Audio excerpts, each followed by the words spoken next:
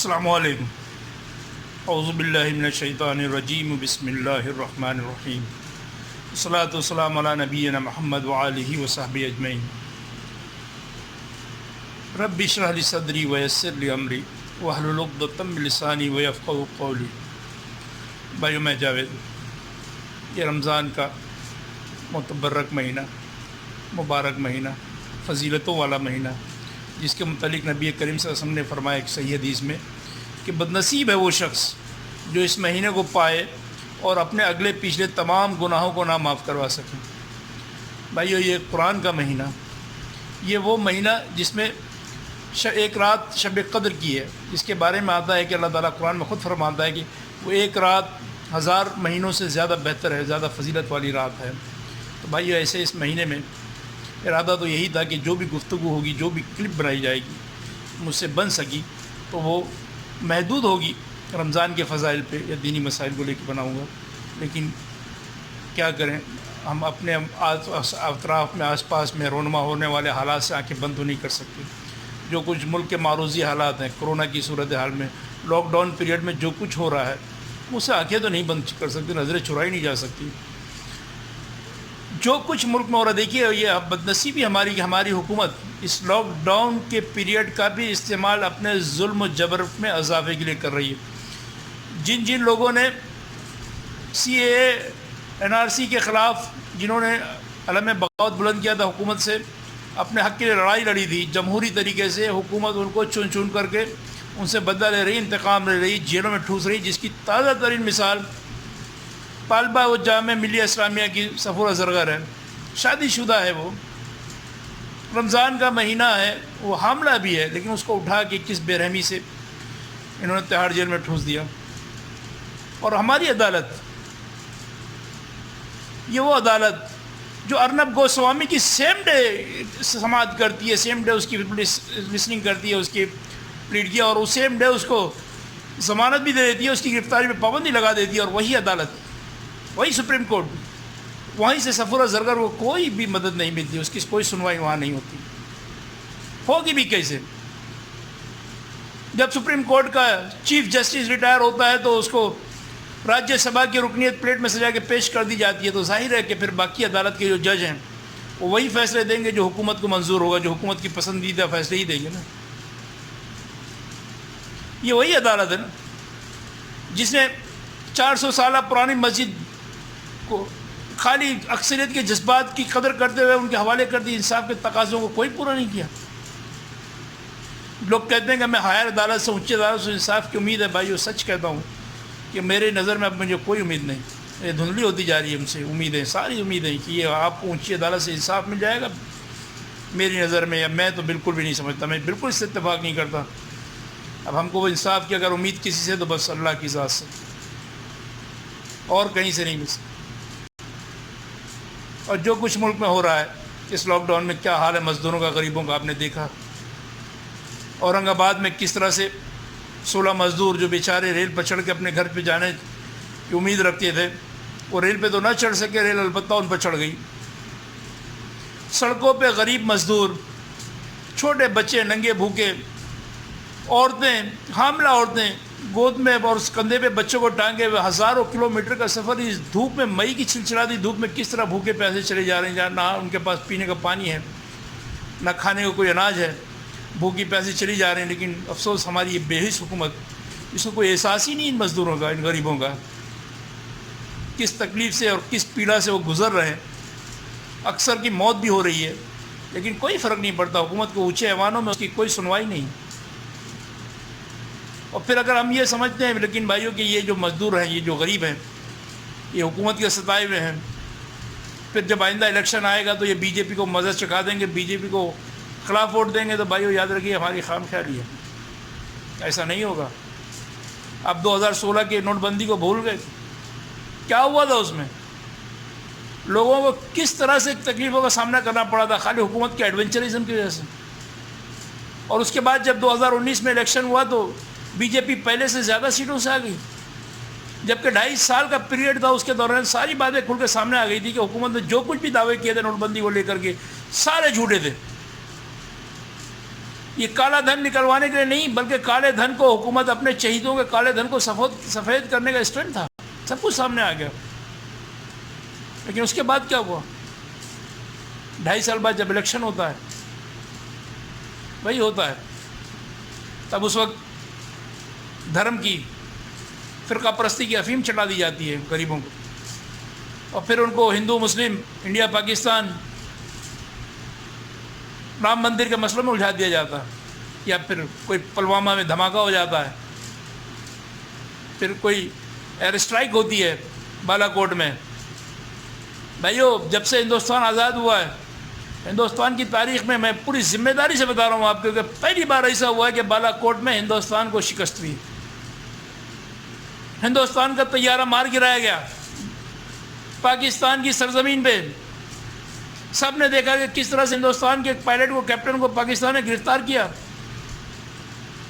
اور ہوتا کیوں نہیں؟ یہ ہماری حکومتوں کے غلط فیصلے، نادانی.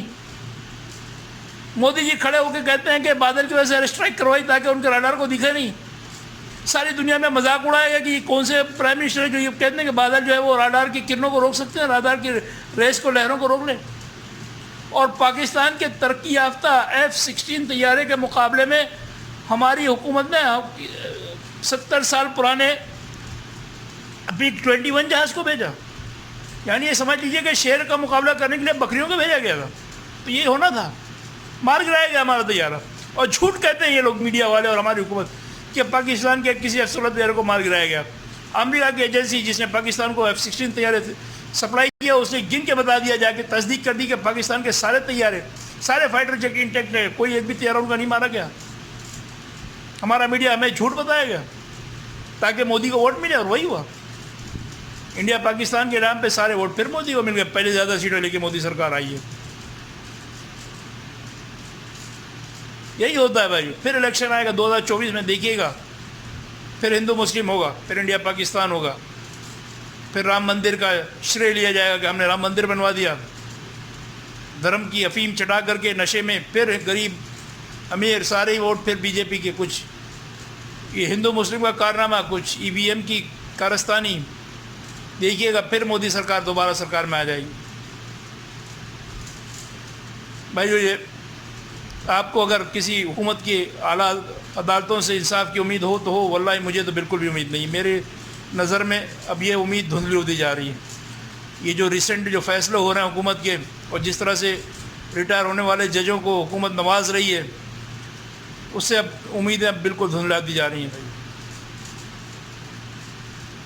بہرحال یہ ویڈیو بنانے کا مقصد تو یہ تھا کہ زکوٰۃ کے موضوع پر تھوڑا سا آپ لوگوں کو تھوڑا سا ایجوکیٹ کرنا، بہت سادہ زبان میں، عام فہم زبان میں، عام فہم ایک عام آدمی کے ذریعے آپ کو سمجھانا کہ زکوٰۃ کیا ہے، کتنی دینی ہے، اور کس طرح دینی ہے، کس کے اوپر فرض ہے. بھائیو دیکھیے، جیسا کہ آپ سبھی جانتے ہوں گے کہ زکوٰۃ جو ہے وہ 40واں حصہ یعنی 2.5% ہے.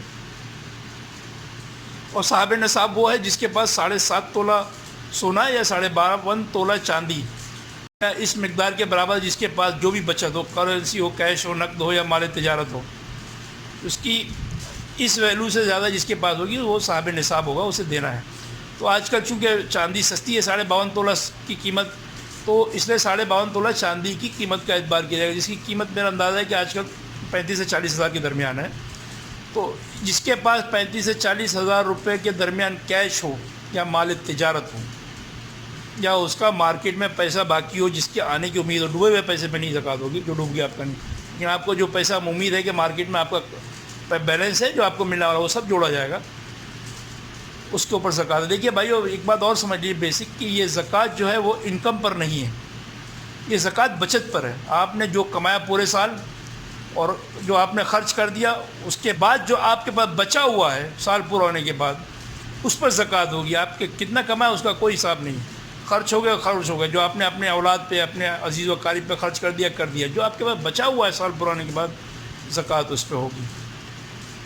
دیکھیے، اور کچھ لوگ پوچھتے ہیں پراپرٹی کی بات. دیکھیے، اگر آدمی نے پراپرٹی بھی اگر کرائے پہ چڑھانے کی نیت سے ایکسٹرا پراپرٹی اس کے پاس، تو اس کے مالیت پہ زکوٰۃ نہیں ہوگی. جو اس سے کرایہ آئے گا، وہ کرایہ اس کی گروس انکم میں جڑتا جائے گا، سال کے بعد جو بچت ہوگی اس میں جوڑا جائے گا. اس کی مالیت پہ زکوٰۃ نہیں ہے۔ اسی طرح گاڑیاں بھی، اگر کوئی گاڑیاں اگر خرید و فروخت کے لیے گاڑیاں لیا ہے تو گاڑیوں کی مالیت جوڑی جائے گی، لیکن اگر گاڑیاں وہ کرائے پہ چلاتا ہے، مطلب مثلاً اولا اور اولا اوبر وغیرہ میں فلیٹ میں چلتی ہے، تو پھر اس کی مالیت پہ زکوٰۃ نہیں ہوگی۔ پھر اس کی جو انکم ہوگی اس پر زکوٰۃ ہوگی۔ وہ انکم کو جو ہے وہ جوڑا جائے گا اس کے گروس انکم میں، اور اس کے خرچ ہونے کے بعد جو سال میں اس کے پاس جو بھی بچت ہوگی وہ زکوٰۃ کی مد میں اس کو ادا کرنا پڑے گا۔ اب سوال یہ دیکھیے، میں نے پہلے بتا دیا مال تجارت آپ کا جوڑا جائے گا، آپ کا اگر آپ کا مارکیٹ میں پیسہ باقی وہ بھی آپ کے جوڑا جائے گا آپ کی بچت میں، ٹھیک ہے۔ اب سوال یہ کہ زکوٰۃ کس کو دینا ہے؟ دیکھیے، آدمی کے جن کے کفالت کا آدمی ذمہ دار ہے ان کو زکوٰۃ نہیں دے سکتا۔ مطلب کوئی بھی مرد اپنی بیوی کو، اپنے بچوں کو، اپنے بیٹوں بیٹیوں کو اور پوتوں پوتیوں کو زکوٰۃ نیچے نہیں دے سکتا۔ اس طرح اوپر وہ اپنے ماں باپ کو زکوٰۃ نہیں دے سکتا، دادا دادی کو نہیں دے سکتا، اوپر چلے جائیے اور بھی پر دادا دادی ہوں یا نیچے پوتے پڑ پوتے ہوں تو ان کو زکوٰۃ نہیں دے سکتا، کیونکہ ان کی کفالت اس کی ذمہ داری ہے۔ اچھا، دوسری طرف شوہر اگر غریب ہو اور بیوی کے پاس پیسہ ہو تو بیوی اپنے شوہر کو زکوٰۃ دے سکتی ہے، کیونکہ شوہر کی کفالت بیوی کی ذمہ داری میں نہیں آتی ہے۔ جیسے بیوی اگر مالدار ہو یا اس کے پاس پراپرٹی ہو اور اس کا شوہر غریب ہو یا مقروض ہو تو بیوی اپنے شوہر کو زکوٰۃ دے سکتی ہے۔ اور دوسرا سوال یہ کہ کیا اپنے بھائی بہنوں کو زکوٰۃ دی جا سکتی ہے؟ تو بالکل دی جا سکتی ہے۔ اگر بھائی بہن غریب ہوں، آپ کے محتاج ہوں یا مقروض ہوں، تو افضل ہے کہ آپ اپنے بھائی بہنوں کو دیں۔ اس میں دو طرح کا ثواب ہے، زکوٰۃ دیں گے آپ اور صلہ رحمی کا بھی۔ افضل یہ ہے کہ آپ اپنے قریبی رشتہ داروں کو پہلے زکوٰۃ دیں، اس کے بعد آپ اگر قریبی رشتہ دار آپ کے زکوٰۃ کے مستحق نہیں تو آپ دور والوں کو دیں، پاس پڑوس کو دیں۔ شروعات اپنے قریب سے ہی کریں گے۔ تو یہ زکوٰۃ کا بنیادی مسئلہ میں نے آپ کو بتا دیا۔ اچھا، مسئلہ یہ کہ بہت سے لوگوں کو، ہمارے شہر میں بھی رہنے والوں کے، گاؤں میں کھیتی باڑی بھی ہے، تو کھیتی باڑی کے بارے میں بتا دوں۔ دیکھیے، یہاں تو زکوٰۃ بچت پہ دی، لیکن کھیتی کا ایسا مسئلہ ہے کہ کھیتی میں انکم پر زکوٰۃ ہے۔ مطلب جیسی آپ کی فصل کٹے گی اس پر آپ کی زکوٰۃ لاگو ہو جائے گی۔ جیسی فصل کٹ کر کے آپ کے گھر آئی تو آپ کی فصل، اگر آپ کی فصل جو ہے وہ آب پاشی سے ہوئی ہے یا ٹیوب ویل کے پانی سے ہوئی ہے تو اس کے اوپر 5% زکوٰۃ ہوگی۔ دیکھیے، ادھر 2.5% تھی، یاد رکھیے گا، ادھر 5% زکوٰۃ ہوگی، یعنی 20واں حصہ، 5% یاد رکھیے گا۔ اور لیکن اگر آپ کی جو فصل ہے وہ کلیتاً ٹوٹلی بارش کے پانی سے ہوئی ہے تو اس میں 10واں حصہ یعنی 10% زکوٰۃ ہوگی۔ یاد رکھیے، اس لیے میں بتا دیا کھیتی باڑی کا مسئلہ، کیونکہ ہمارے بہت سے بھائیوں کے پاس گاؤں دیہاتوں میں بھی زمینیں ہیں، کھیتی باڑی ہیں، باغات ہیں، تو ان کا مسئلہ یہ ہے کہ ان پہ 5% اور 10%۔ اگر آپ پاشی کے ذریعے فصل ہوئی ہے تو 5%، اگر قدرتی بارش سے فصل ہوئی ہے تو اس پہ 10% زکوٰۃ نصاب ہوتی ہے۔ اب اس کے علاوہ لائف اسٹاک، مثلا جانور جو ہوتے ہیں ان کے اوپر بھی زکوٰۃ ہوتی ہے، بکریاں اور بھینسیں، گائے اور بیل اور آپ کے اونٹ وغیرہ، لیکن وہ بہت لمبا مسئلہ ہے، اور میرا خیال کسی کے پاس، ہمارے پاس اتنی بھیڑ بکریاں نہیں ہوتی ہیں جو زکوٰۃ کے مد میں حد تک پہنچ جائیں۔ تو اس کے لیے جو مسئلے کی ہم کو ضرورت نہیں ہے اس کے مسئلے میں پڑھنا میرے خیال سے نادانی ہے، ناسمجھی ہے۔ اس لیے بہرحال موٹا مسئلہ میں نے بتا دیا۔ اب انشاءاللہ اگلی کلپ یا تو میں ساتھ تسبیح بناؤں گا شب قدر پہ انشاءاللہ، تو اپنے دعا میں یاد رکھیے گا، اور لاک ڈاؤن کے جو بھی قوانین ہیں اور سوشل ڈسٹینسنگ کا اس کا ضرور پالن کیجیے۔ احتیاطی تدابیر پوری کرنی ہے، اس کے بعد اللہ سے دعا کرنے کہ اللہ تعالی ہماری اور آپ کی حفاظت فرمائے اس بلا سے، آمین یا رب العالمین۔